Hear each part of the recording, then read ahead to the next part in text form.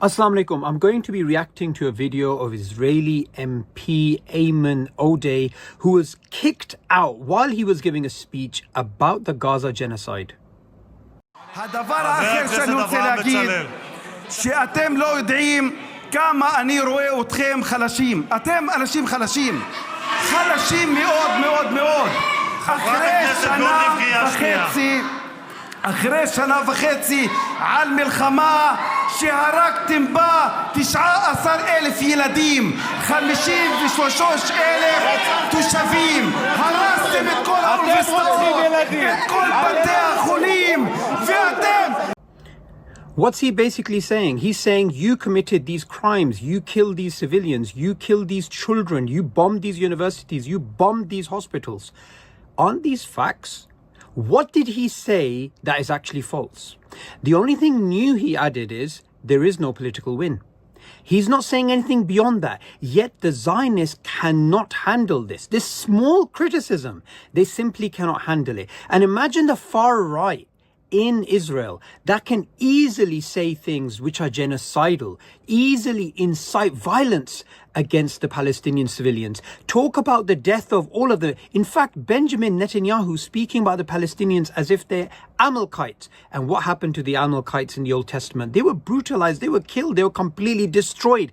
So why are you, the biggest democracy in the Middle East, the supposed champion of human rights, the most moral army in the world, why are you so aggravated, so cowardly, so weak that you cannot handle your own member of parliament making a few factually true statements and then adding there is no political win? Just goes to show you why you guys are the enemies of freedom of speech.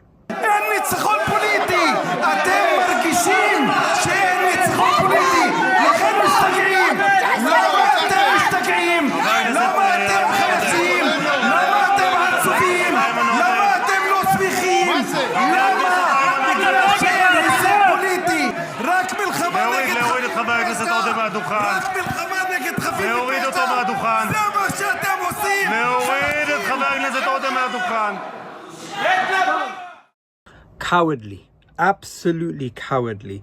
Is this what you can do, the biggest democracy in the Middle East, that when there are people protesting in other parts of the world, you cannot handle that? You cannot handle when media outlets are speaking out against you. Even Zionist shills like Piers Morgan are turning against you, and not even turning against you, they're just making some balanced statements, and you cannot handle that. You can't handle students at American universities standing up for the rights of the Palestinians. You cannot handle any of this, and you have shown the world that you are not capable of any form of humanity. You brutalize people when you are in control. Now, I want to give a message to the Zionists, and I want them to think about this. When we look at the life of the Prophet Muhammad, peace be upon him, he was calling people to the worship of God alone. And when he was doing that, the pagans around him, they started throwing shade on him. They tried to curtail his message, curtail his freedom of speech by spreading rumors, by spreading lies, by trying to persecute him. What happened? The message of Islam, the message of La ilaha illallah, the message that there's none worthy of worship except Allah, is spread further by their persecution. Likewise, the voices of the Palestinians that you are trying to curtail, the crimes that you are committing, the more pressure you are putting on to try and stop this getting out to the world, the more people are watching, the more people are interested, the more people can see you guys for the hypocrites that you actually are. I want to leave you with an analogy, and I want you to think about it deeply. Imagine a person that has a bucket full of ice, and they're walking with confidence, they're walking with energy, they're walking with passion and zeal, and they are walking and they believe they can complete their mission. And what is the mission in front of them? The mission in front of them is an erupting volcano. And they think this little bucket can take out the fire that is there.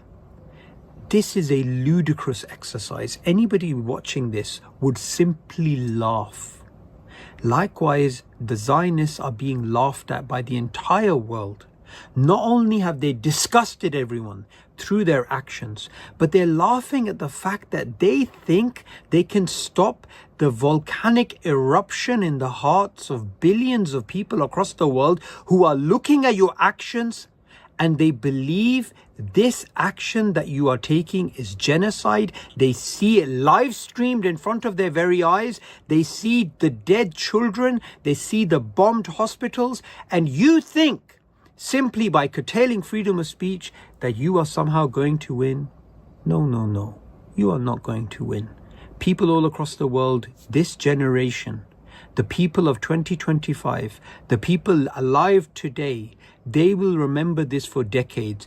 And just like a few decades ago, there were generations of people who didn't even know about what is happening between Israel and Palestine.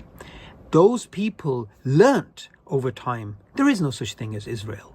This is all occupied Palestine, and they became pro-Palestinian. Why don't we see the large protests in Western capitals for Israel, for the Zionists? Why do we see it for the Palestinians? Why do we see it in the hearts? Why do we see it in the hearts of moral human beings? They are with Palestine. They are not with the Zionist regime. Why are we even seeing that Jewish people who you claim to defend and represent, why are they some of the biggest supporters of the Palestinian cause online? Finkelstein, Dave Smith, so many other examples in front of us. What is going on? Aren't you supposed to be representing the Judaic people? My last message to the Zionists is this: we will not slow down. We will not stop. We will not falter. We will not fail. We will not fumble. You as a Zionist state will come to an end in our lifetimes, inshallah. And all of these actions which you are partaking in now will be documented for future historians to look at the worst possible state that could have ever come into existence.